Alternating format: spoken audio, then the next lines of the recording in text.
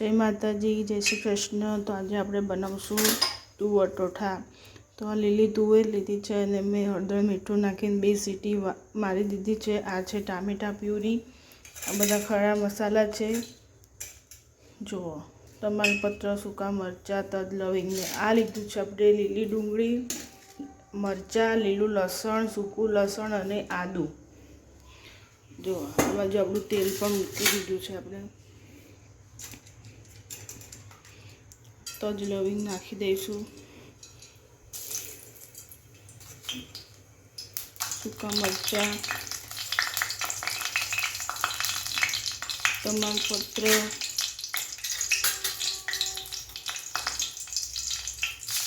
રાઈ,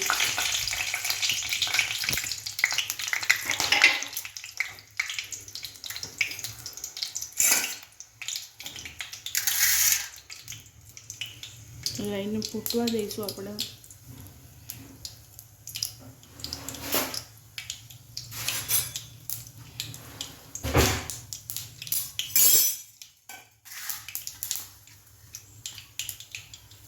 જીરું,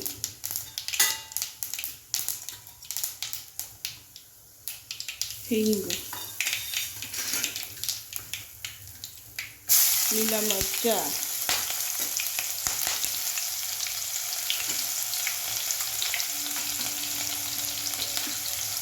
લસણ,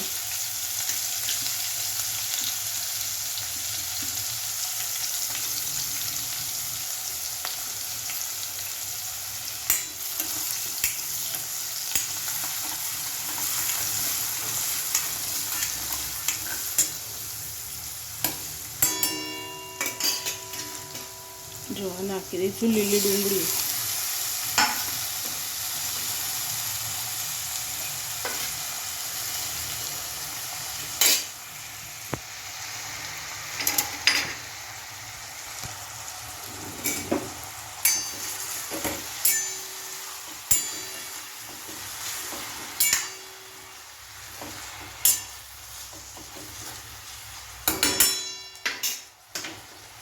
મસાલા પણ આમાં કરી જ દઈશું।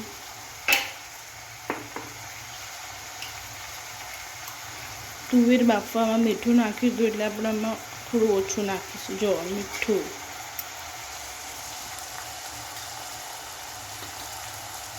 હળદર, ધાણા જીરું,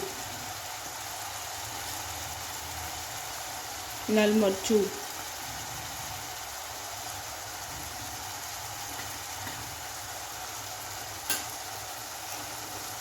ગરમ મસાલો,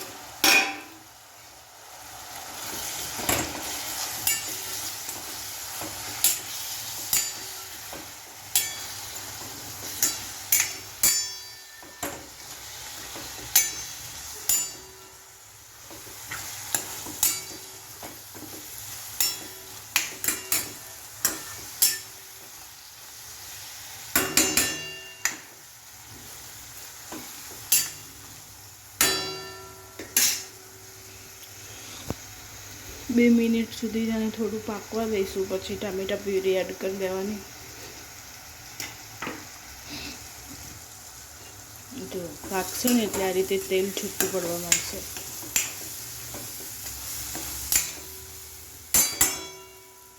જોઈ શકો છો તમે, તેલ છૂટું પડી ગયું છે। હવે એડ કરીશું આ ટામેટા પ્યુરી।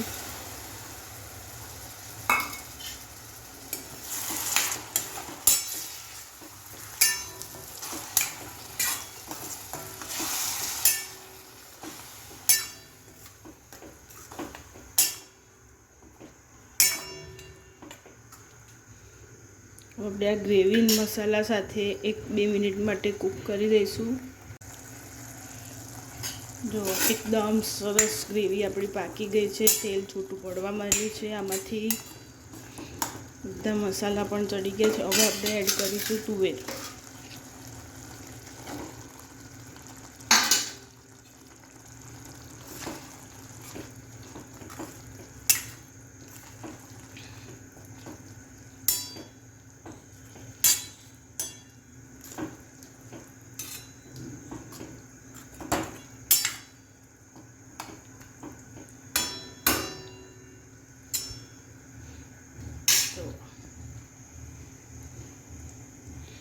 ને આમાં તમારે ગોળ નાખવો હોય તો તમે નાખી શકો છો. મારે કોઈ ગોળવાળું ખાતું નથી એટલે હું નથી નાખતી. આપણે આને મસ્ત 2 મિનિટ માટે ચડવા દઈશું એટલે બધો મસાલો એમાં સેટ થઈ જશે. તમે જોઈ શકો છો આપણું શાક બનીને રેડી થઈ ગયું છે, સરસ ઉકળી ગયું છે. આપણે ગેસ બંધ કરી દઈશું. જો મારી રેસીપી ગમી હોય તો લાઈક, શેર, સબસ્ક્રાઈબ, કોમેન્ટ કરતા રહેજો. નાની નાની કોમેન્ટ લખજો મિત્રો, કેવું શાક બનાવ્યું છે મેં. તમે પણ આ રીતે ટ્રાય કરજો, પછી મને કહેજો કે કેવું બન્યું. ખૂબ જ સરસ શાક બન્યું છે. જય માતાજી.